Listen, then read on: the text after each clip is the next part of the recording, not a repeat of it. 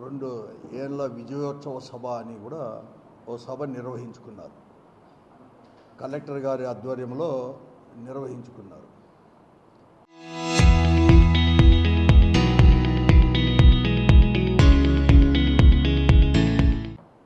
కానీ ఆ సభలో ప్రభుత్వ ఆధ్వర్యంలో సభ కంటే కూడా కడకు తెలుగుదేశం పార్టీ నాయకులు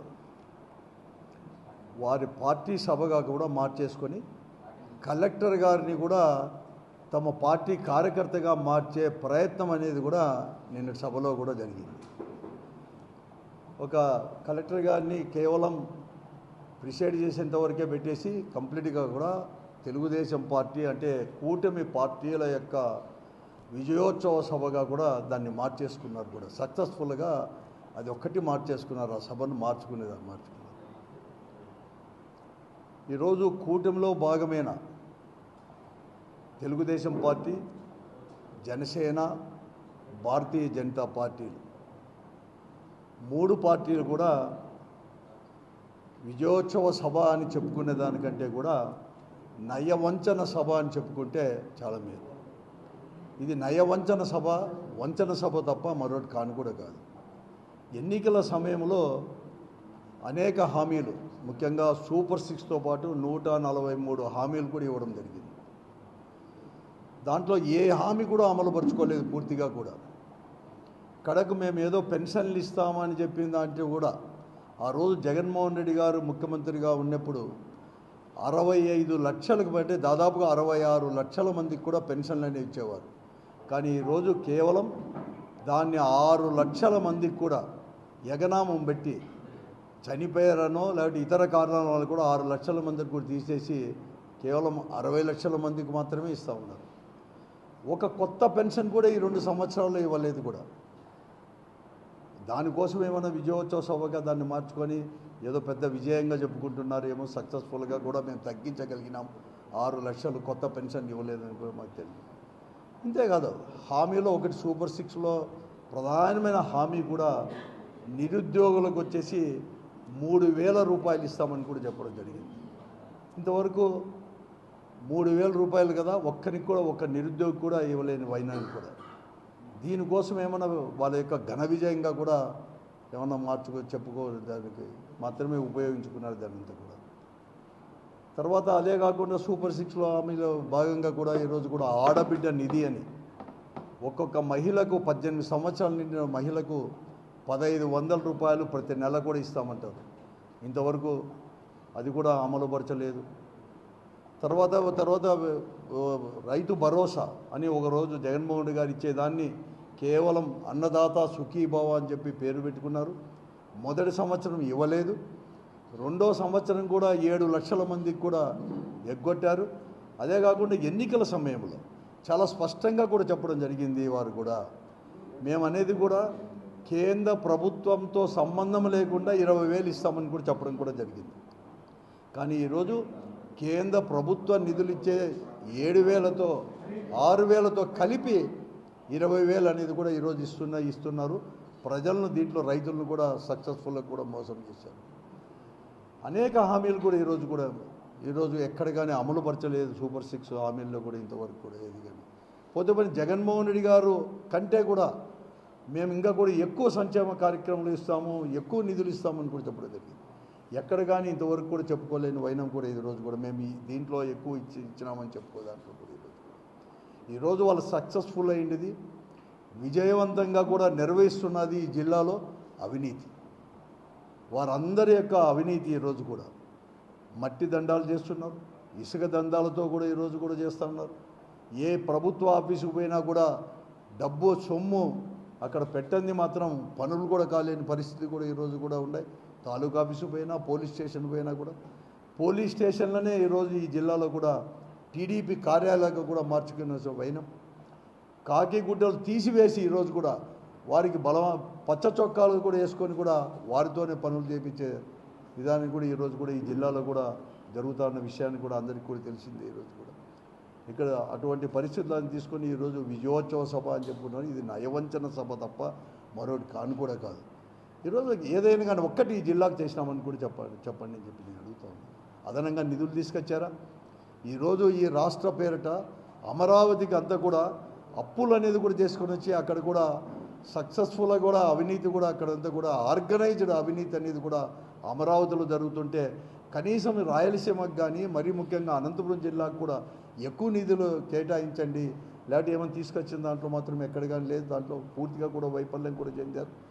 దాని గురించి కూడా ఎక్కడ కానీ ఆ విషయాలు కూడా నిన్న సభలో కూడా ఎక్కడ కానీ మాట్లాడిన వైనం కూడా ఈరోజు కూడా కొన్ని విషయం కూడా దీంట్లో ఒకరికి గమనించాల్సిన అవసరం కూడా ఉంది. ఈరోజు వాళ్ళు గొప్పగా చెప్పుకుంటున్నారు.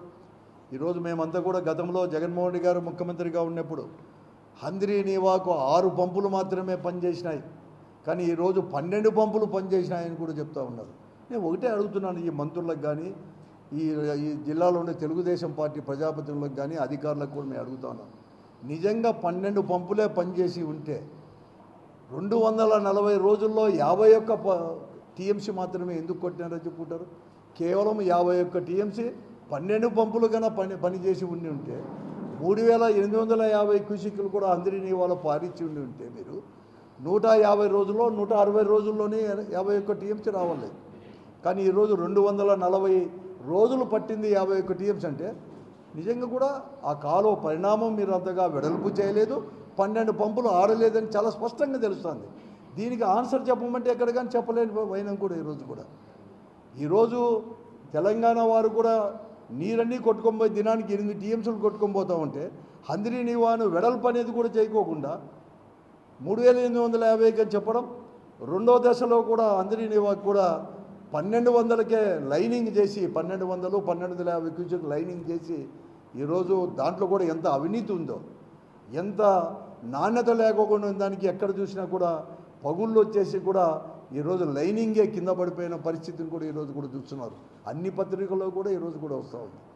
కానీ దాని గురించి కానీ ఎక్కడ కానీ మాట్లాడుకోకుండా కేవలం వారికి వారే పొగుడుకొని ఆత్మస్తుతి చేసుకోవడం, వాళ్ళు పొగుడుకోవడమే తప్ప మరొకటి కాదు. డైవర్షన్ పాలిటిక్సే తప్ప నిన్న చేసింది ఏమాత్రం కూడా కాదు. అందుకోసమే ఇది మేమంతా కూడా నయవంచన సభగా దాన్ని మార్చేసుకున్నారు. అదే అన్ని కలెక్టర్ గారిని కూడా తమ కార్యకర్తగా చెప్పుకోవడానికే ఆ సభ కూడా జరుపుకున్నారు తప్ప మరొకటి కాదు అని చెప్పేసి కూడా ఈరోజు కూడా మేము చెప్తా ఉన్నాం.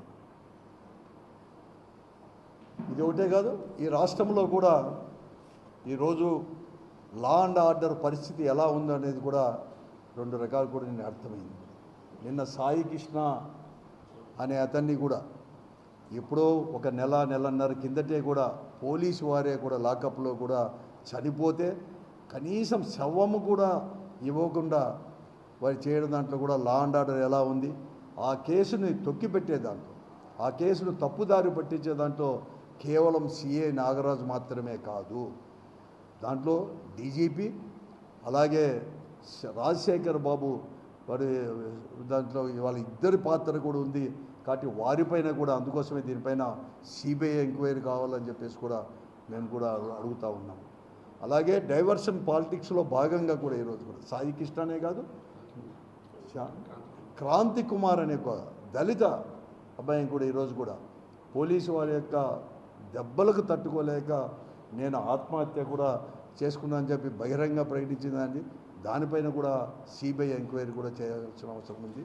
అందుకోసం మా పార్టీ ఈ 2 దానిపైన కూడా సిబిఐ ఎంక్వైరీ జరిగితేనే ఇక్కడ అనేది కూడా ఉండేది, దాంతో కూడా నిజాలు తెలుస్తాయని కూడా మేము డిమాండ్ కూడా చేస్తాము. అలాగే ఈరోజు రాష్ట్రంలో డైవర్షన్ పాలిటిక్స్ అనేది చేసుకునే కాకుండా 2 సంవత్సరాల నుంచి కూడా మద్యం కుంభకోణం అని చెప్పేసి అవి అనేది కూడా లేకోకుండా ఇంతవరకు సిట్ అనే దాంతో దర్యాప్తు అయిపోయింది. మళ్ళీ ఇప్పుడు ఈడీ పేరిట కూడా మళ్ళీ అరెస్ట్ చేసి సిట్టు దాంతో అరెస్ట్ చేసి వాళ్ళ తర్వాత బెయిల్ వచ్చినా కూడా వాళ్ళని మళ్ళీ తిరిగి ఈడీ తరఫున కూడా అరెస్ట్ చేయడం, మా వైఎస్ఆర్ కాంగ్రెస్ పార్టీ నాయకుడైనటువంటి ఏమాత్రం సంబంధం లేకుండా సునీల్ కుమార్ని కూడా అరెస్ట్ చేయడం, దాన్ని కూడా మేము ఖండిస్తూ ఉన్నాం. కారుమూరి సునీల్ని కూడా దాన్ని కూడా మేము కూడా పార్టీ కూడా దాన్ని కూడా అరెస్ట్ చేయడం ఖండిస్తున్నాం. అంటే ఇక్కడ జరిగిన నిన్నవి సాయి కృష్ణ పోలీస్ లాకప్లో ఉండే చనిపోయిన హత్య కావచ్చు, కానీ ఇతర దాంట్లో కూడా ఈరోజు ఇవన్నీ కూడా డైవర్ట్ చేయడానికే ఈ సునీల్ కుమార్ని కూడా అరెస్ట్ చేశారు తప్ప మరొకటి కాదని చెప్పేసి కూడా మేము చెప్తాం. ఇప్పుడు ఇప్పటికే కూటమి పార్టీలు అన్నీ కలిపి మూకుమ్మడిగా 2 సంవత్సరాల నుంచి కూడా ఈరోజు వెన్నుపోటు ఎలా పొడిచిందనేది కూడా మేము చెప్తా ఉన్నాం. ఒక సంక్షేమ కార్యక్రమం కానీ ప్రజలకు ఇచ్చిన ఏదైనా కానీ ఒక్కటి కూడా అమలుపరచుకోకుండా, అభివృద్ధి అనేది కూడా లేకోకుండా అన్ని ప్రాంతాలు వెనుకబడిన ప్రాంతాలైన రాయలసీమ కావచ్చు, లేకపోతే ఉత్తరాంధ్ర కావచ్చు, ఇక్కడ అభివృద్ధి లేకుండా కేవలం రాజధానిపేట ఎలా అవినీతి జరుగుతోంది, ఎలా వెన్నుపోటు పొడుస్తుందని కూడా చెప్పడం జరిగింది. అసలుకు జయరాం నాయర్ గారికి 5 సంవత్సరాలు జగన్మోహన్ రెడ్డి గారి మంత్రివర్గంలో మంత్రిగా కూడా ఉండి పనిచేసి పార్టీకి వెన్నుపోటు పొడిచింది ఆయనే. కానీ ఈరోజు మేము ఎక్కడికైనా వైఎస్ఆర్ కాంగ్రెస్ పార్టీ అనేది కూడా ఎక్కడికైనా చేయలేదు. అతని కలిగి ఎన్నికల సమయంలో ఆ పార్టీ అనేది కూడా మారిపోయి ఈరోజు అక్కడ అప్పుడు మాట్లాడినాడు. ఇదే జయరాం గారు ఏం మాట్లాడినాడు, ఈ చంద్రబాబు నాయుడు గారిని కానీ అలాగే తెలుగుదేశం పార్టీని కానీ లేకపోతే చంద్రబాబు నాయుడు కుమారుడు ఆ రోజు లోకేష్ గారిని కూడా ఏం మాట్లాడో అందరికీ తెలిసిన విషయం ఇవన్నీ కూడా. కాబట్టి ఇది ఏదో ఏ ఎండక గొడుగు పట్టే రకం అవకాశవాదం తప్ప మరొకటి కాను కూడా కాదు. ఈరోజు గుంటకల్ నియోజకవర్గంలో కావచ్చు, అన్ని నియోజకవర్గాల్లో కూడా ఎలా భూదండాలు జరుగుతున్నాయి, ఎలా భూ ఆక్రమణలు జరుగుతున్నాయి, ఎట్లా అవినీతి జరుగుతూ ఉంది, తర్వాత బెల్ట్ షాపులు కూడా దాంట్లో కూడా ఎలా అమ్ముతా ఉన్నారు.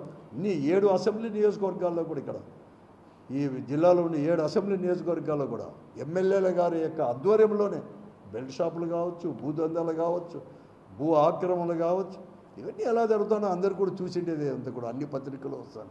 వీరికి అటు మాట్లాడే అసలు అర్హత కూడా లేదు అసలు ప్రజాస్వామ్యం. ఎక్కడిగానే నీకు వాళ్ళే కదా అన్ని వర్గాల ప్రజలకు ప్రభుత్వ ఉద్యోగస్తులకు కూడా ఇచ్చిన దాంట్లో కూడా ఇంతవరకు డిఏలు కానీ పిఆర్సీ కానీ లేకపోతే పిఆర్సీ ఒక కమిటీ కానీ ఏది కానీ ఇంతవరకు కానీ ఇక్కడ కానీ ఇంతవరకు చేయలేని పని కూడా పిఆర్సీ చేస్తామని చెప్పి ఉండే మన్మోహన్ సింగ్ గారి ఆధ్వర్యంలో ఐఏఎస్ ఆఫీసర్ ఆధ్వర్యంలో జగన్మోహన్ రెడ్డి గారు ముఖ్యమంత్రిగా ఉన్నప్పుడు కమిటీ వేసింటే ఆయన ఆధ్వర్యం వేసింటే దాన్ని రద్దుపరిచారు. కానీ ఇంతవరకు 2 సంవత్సరాలు అయినా కూడా ఇంతవరకు ఎక్కడ కానీ లేదు. ప్రభుత్వ ఉద్యోగులకు లేదు, జనానికి ఇచ్చిన హామీలు లేదు. అన్ని రకాల కూడా ఈ 2 సంవత్సరాల్లో కూడా ఫెయిల్ అయిపోయారు. ఈరోజు కూడా కేవలం ఈరోజు వారికి వారు పొగుడుకోవడమే, డైవర్షన్ పాలిటిక్స్ చేసుకోవడమే ఒక పనిగా పెట్టుకుంటారు.